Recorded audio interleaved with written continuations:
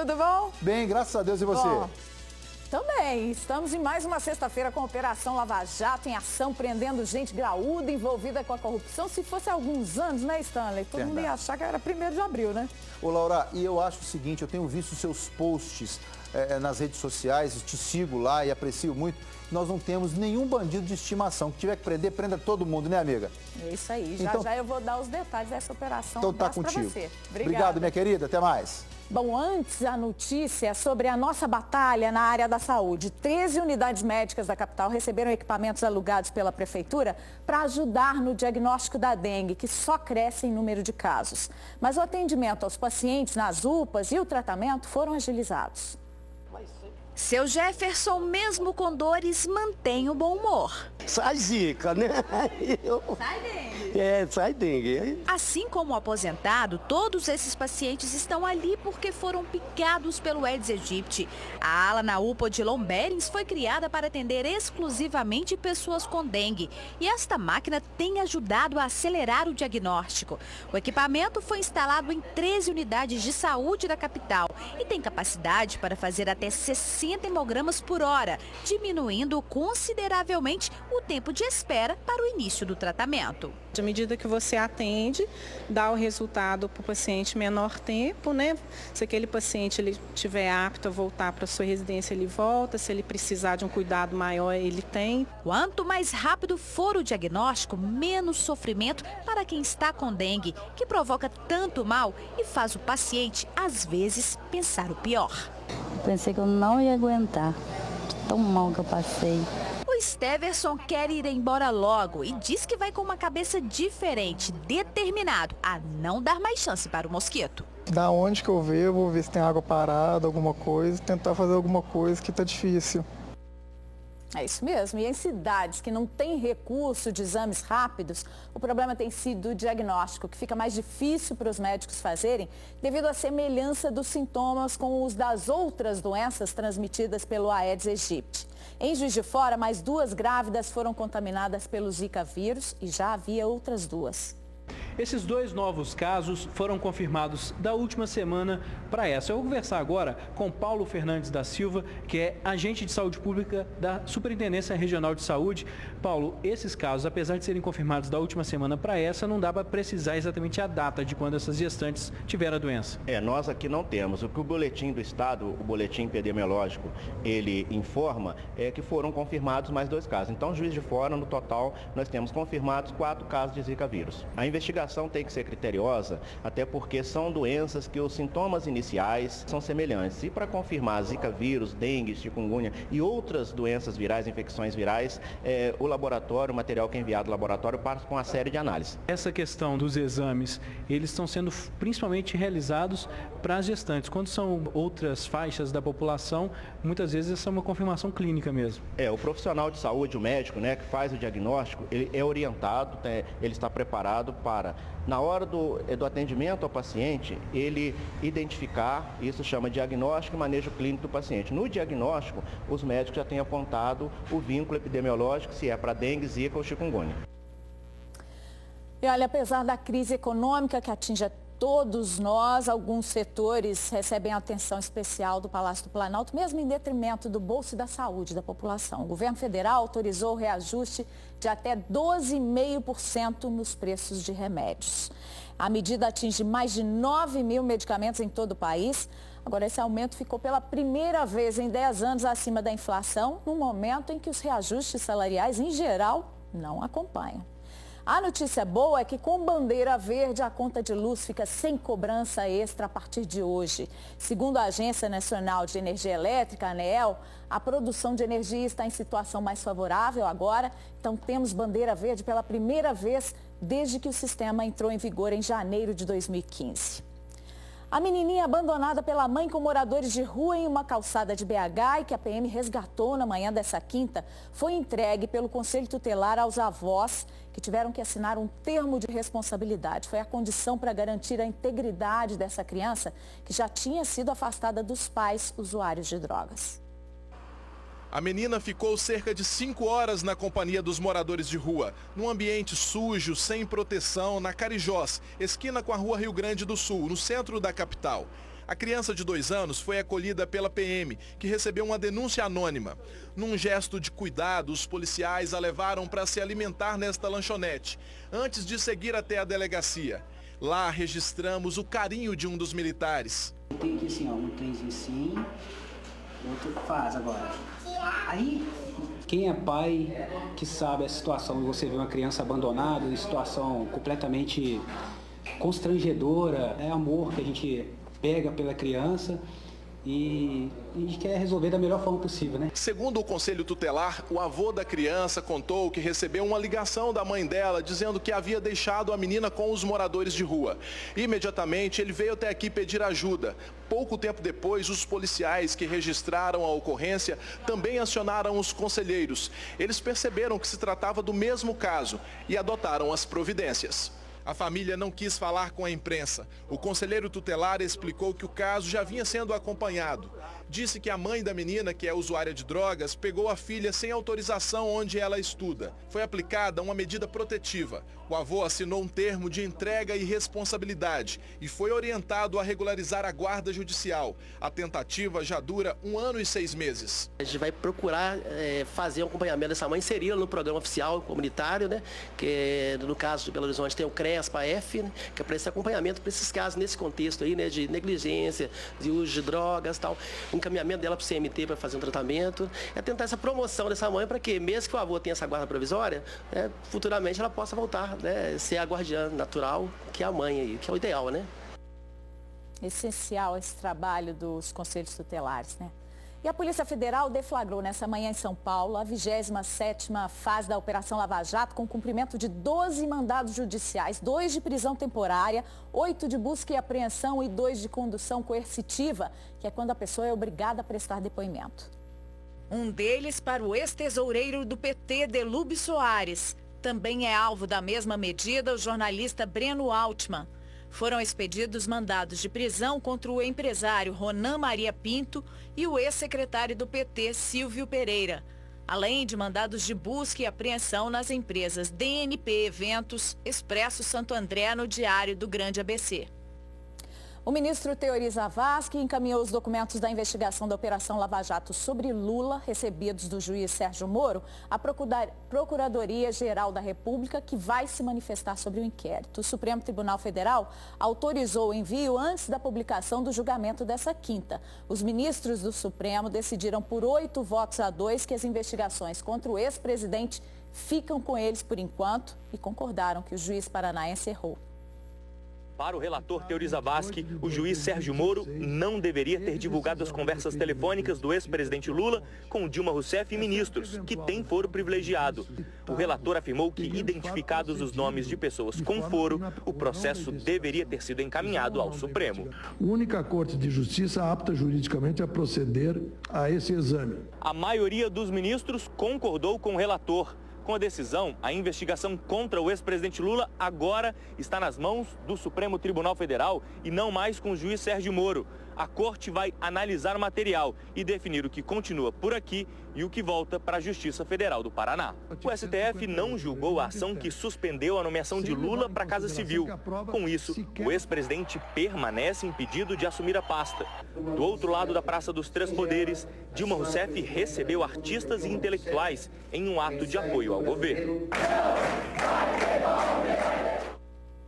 Agora, teve um dos ministros do Supremo que foi personagem de uma saia justa nessa quinta. Luiz Roberto Barroso disse que a política morreu, se referindo ao PMDB e às manobras de seus líderes no poder. Foi durante um encontro com estudantes no tribunal que ele não sabia que estava sendo gravado. Quando, anteontem, o jornal exibia que o PMDB desembarcou do governo e mostrava as pessoas que se erguiam as mãos, e eu olhei e disse, meu Deus do céu, essa é a nossa alternativa de poder. Não vou fulanizar, mas quem viu a foto sabe do que eu estou falando. O ministro se referiu a uma foto do momento em que líderes do PMDB decidiram, por aclamação, deixar o governo da presidente Dilma. No centro e de mãos erguidas estavam o senador Romero Jucá, junto com o presidente da Câmara, Eduardo Cunha, e com o ex-ministro Eliseu Padilha. Assim que percebeu que estava sendo gravado, o ministro do STF pediu para que parassem a gravação. Podia ter avisado mais rápido. Ah, não deviam não, que foi bom de ouvir. Barroso disse ainda, a política morreu, o sistema político não tem um mínimo de legitimidade democrática. Dá centralidade imensa ao dinheiro e à necessidade de financiamento e se tornou um espaço de corrupção generalizada. A política está claramente enferma, é preciso mudar. Bom, nisso acredito que, se não toda, grande maioria da população brasileira concorda com ele, né? Que caminhos devemos tomar é que são elas.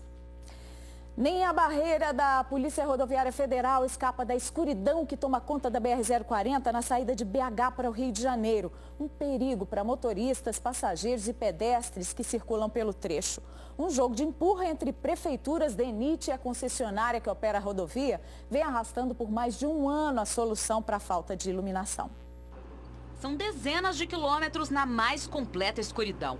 Em meio a ela, muita gente que precisa ir e vir, andar pela passarela sem luz ou mesmo esperar o ônibus onde pouco se enxerga sem a ajuda da nossa câmera. São quase 9 horas da noite. A Eliana, que é vendedora, trabalha num comércio lá do outro lado da BR. Todos os dias, nesse horário, ela sai do trabalho e fica aqui no ponto de ônibus, às vezes sozinha, né, Eliana? Aperto a gente sempre passa, porque quando eles veem que são mulheres que estão no ponto ou que é só uma pessoa, aí eles acabam passando e oferecendo carona tal, para poder deixar no BH Shopping, né? Aí a gente acaba ficando com medo.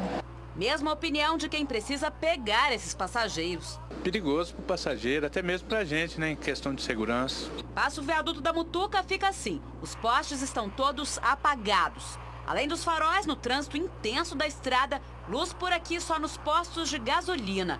Até a barreira da Polícia Rodoviária Federal se tornou um pontinho aceso em meio ao breu.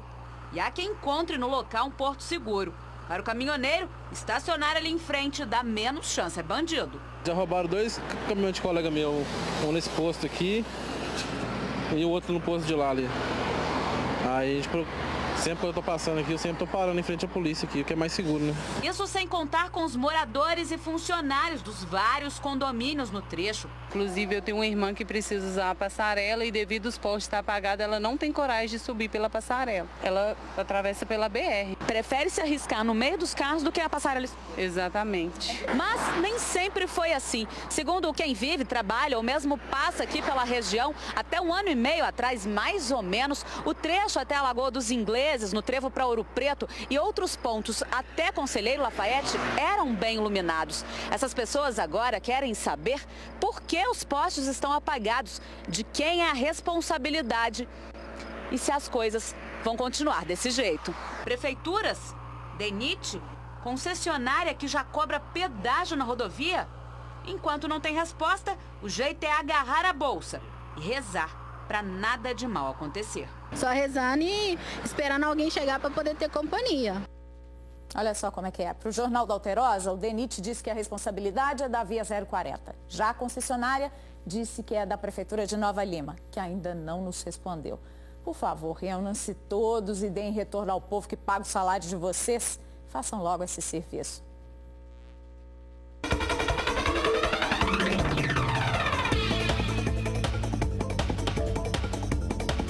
Nesta sexta e no fim de semana não há previsão de chuvas na região metropolitana de Belo Horizonte. O sol predomina entre poucas nuvens. Apenas em cidades do sul, da zona da mata, do centro-oeste e do Triângulo podem ocorrer pancadas de chuva isoladas. A máxima hoje na capital é de 28 graus. 31 em Sete Lagoas. 33 graus em Bocaiúva. Em Camanducaia, a temperatura chega aos 29 graus. E aos 30 em Montes Claros. Olha que imagem bonita do céu azul ao vivo em Belo Horizonte, na Praça da Estação. Aí você vê o prédio bonito, histórico. E a temperatura neste momento, agora você vê a imagem do Alto da Serra do Curral, de 30 graus. A umidade relativa do ar está em 42%. A Prefeitura de Belo Horizonte informou que não vai mais enviar guias de IPTU impressas a todos os moradores da capital. Quem escolher o pagamento parcelado vai precisar de emitir os próprios boletos nos seguintes casos: quando o lançamento estiver suspenso em razão de um pedido de revisão, quando o pagamento for por débito automático e não houver parcelas em atraso, quando o contribuinte antecipar parcelas relativas aos meses já liquidados. Para emitir a guia online, acesse IPTU-online, tudo junto, .ciatu.pbh.gov.br.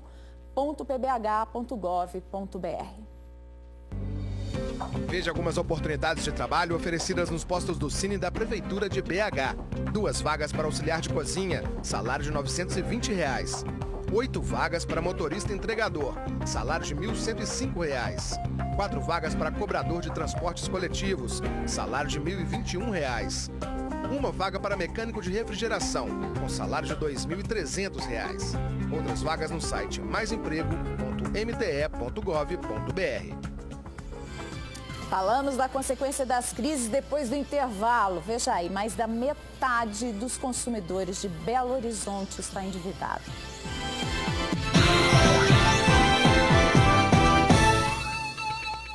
Mais da metade dos consumidores de Belo Horizonte está endividada. É o que aponta uma pesquisa do Procon da Assembleia, que mostrou ainda que 52% das pessoas que não conseguem pagar as contas em dia estão comprometendo metade da renda com as dívidas. Robert tem feito esforço para reduzir despesas e tentar acertar as contas. Mesmo assim, o servidor público aposentado diz estar longe de conseguir liquidar as dívidas. É uma dívida aproximadamente de 7, 8 mil reais com cartão de crédito e mais empréstimos consignados que, infelizmente, o servidor público hoje no Estado, né, em geral, ele vive assim, vive de empréstimo consignado, tiram hoje para cobrir uma dívida e outra amanhã e termina um, já entra em outro. Mais da metade das 260 pessoas ouvidas por uma pesquisa feita pelo Procon da Assembleia em Belo Horizonte disseram que estão inadimplentes e com o nome negativado. Os entrevistados apontaram o cartão de crédito como uma das principais dívidas. Uns 12 mil no cartão, parcelado. Devo cartão de crédito, estou com o nome sujo. As contas atrasadas de água, luz e telefone representam 31% do total, segundo a pesquisa. E a maioria dos devedores recebe, em média, entre 1 e 2 salários mínimos. Em tese, aquele que não poderia gastar, acaba gastando. Então, esse consumidor tem que ser mais disciplinado. Detectamos que falta a ele educação financeira. E aconselhar nunca é demais. Jamais gastar mais que eu ganho. Sempre falei isso, educação financeira tem que vir na escola, desde cedinho. Caete está chegando já já com as dicas culturais de graça, ou quase de graça, para você curtir o fim de semana em BH. Depois do intervalo.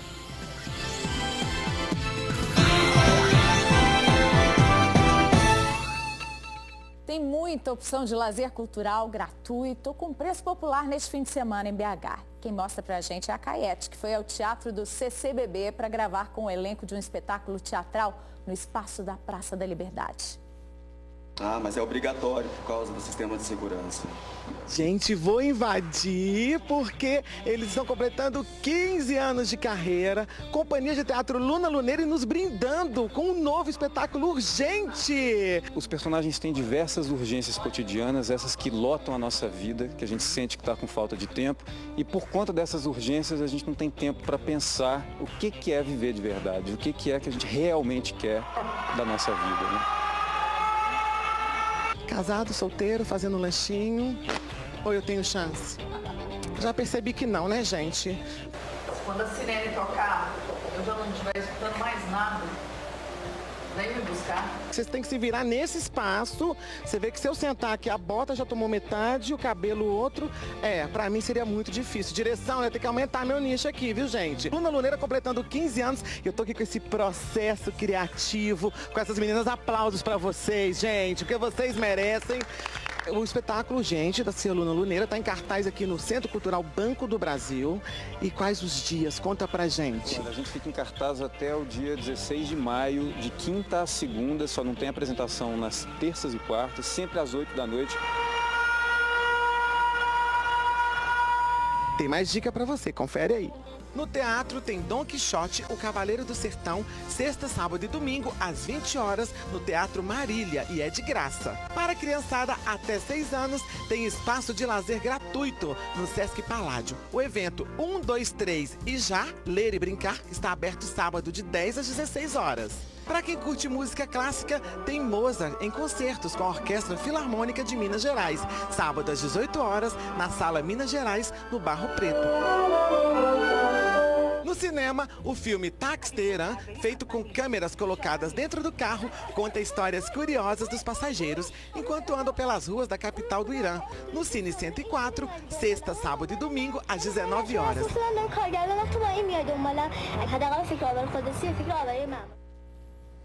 Curta muito seu fim de semana. A gente volta na segunda-feira, logo depois da Alterosa Alerta, hein? Até!